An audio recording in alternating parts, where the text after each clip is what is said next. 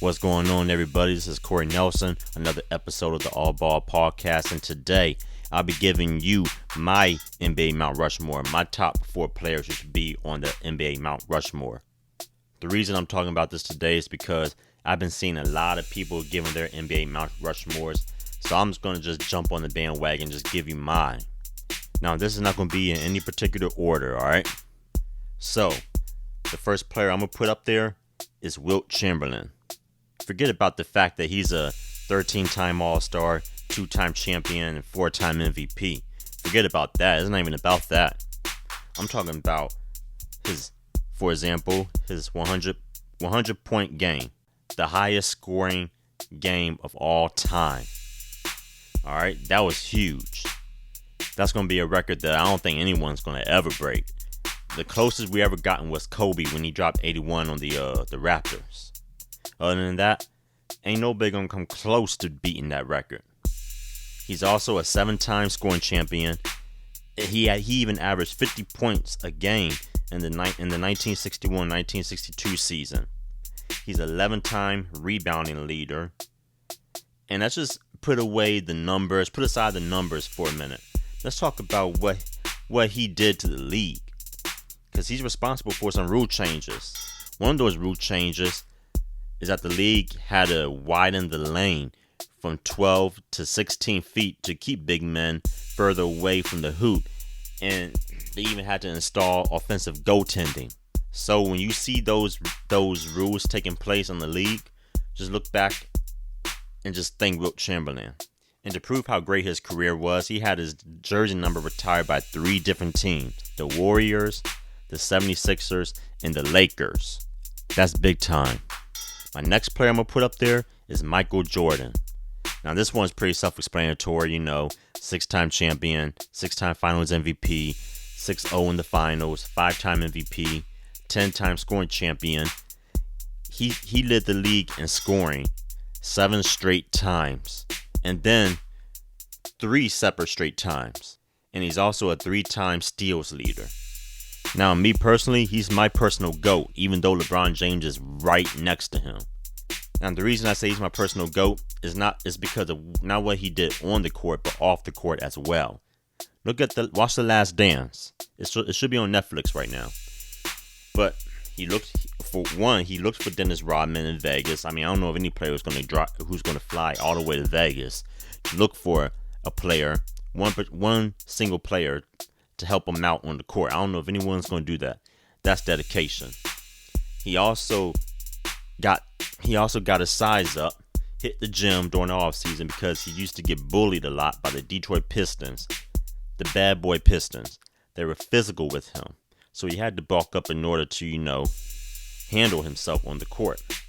MJ also popularized basketball, especially in the NBA. No one was watching in the NBA basketball back then until Jordan popularized it and got people not just in America but all over the world watching the NBA. Everybody knew who Jordan was. The next player I'm gonna put up there on Mount Rushmore is obviously LeBron James. Another self-explanatory one. 4-time champion, 4-time MVP, and that could be argued that he should have more MVP trophies in his house. And not to mention, we can also argue that he should have won 2013 Defensive Player of the Year, which went to Marc Gasol.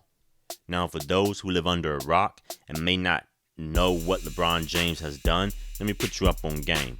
I'm just going to tell you a few because there's so many things he has done in the league, so many. But the things that stand out to me is that he, for one, defeated the greatest NBA team ever, the 73-9 Golden State Warriors.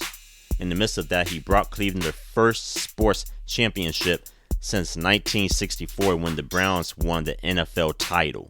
That's the one that really stands out to me. He's also one of the greatest athletes in sports history. His longevity is unquestionable. You can't question his longevity. Going into his 20th season, something like that, and he hasn't shown signs of slowing down. And not to mention, his move to the Heat gave the players in the league a voice, that they can do things on their own without having to rely on other people, Now, granted, you may not want to go and broadcast it live on television like he did, and even he said he regrets it, but still, when you look at it on the positive side, he really gave the players in the league a voice. Now, last but not least, I know I'm probably going to get a lot of criticism for this, but I'm putting Stephen Curry up there, the babyface assassin. It has nothing to do with accolades. Even though he's a 4-time champion, he's in the 50-40-90 club. What I'm saying to you is that he changed the way the game is played today. He inspired teams and players to utilize the three-point shot more. I mean, you see big men out there hitting threes, sometimes deep threes. I mean, those are things that back in the day you would be benched for. Now you're seen as an angel for doing that. He also forced opponents to change the way they play defense, particularly at the three-point line. You see them, expanding out to the three-point line, guarding it more carefully now. Stephen Curry also led the league in three-pointers made 7 times. 5 seasons straight and then 2 seasons straight later on. And we all know he's now the all-time leader in three-pointers made. That's big. That's another record that would never be broken. All-time three-pointers. That is huge. And when it's all said and done, his jersey will be retired by the Golden State Warriors when it's all said and done, obviously. And the way I see it, he's going to be spending the rest of his career in Golden State. I don't see him ever leaving Golden State. Why? Why would he do that? Especially with all the young talent they have now. So that was my NBA Mount Rushmore. I appreciate y'all staying tuned with me.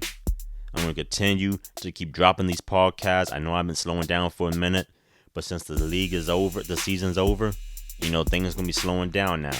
But I'm still going to be hitting y'all with podcasts here and there, try to keep it as consistent as possible. So, thank you again for showing up, listening. Until next time.